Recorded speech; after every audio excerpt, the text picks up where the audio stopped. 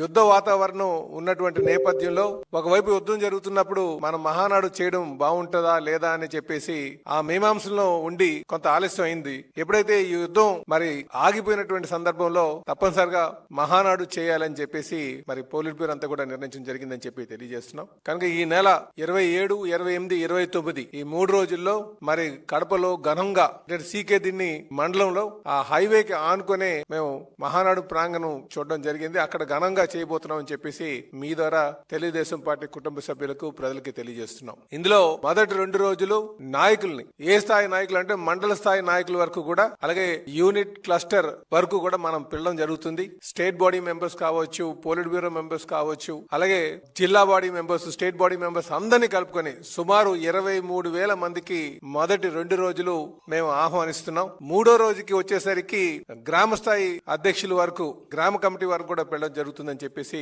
ఈ సందర్భంగా తెలియజేస్తున్నాం. అంటే సుమారు 50,000 మందికి ఆ రోజు మీటింగ్ కి ఆహ్వానం పంపడం జరుగుతుందని చెప్పి తెలియజేస్తున్నాం.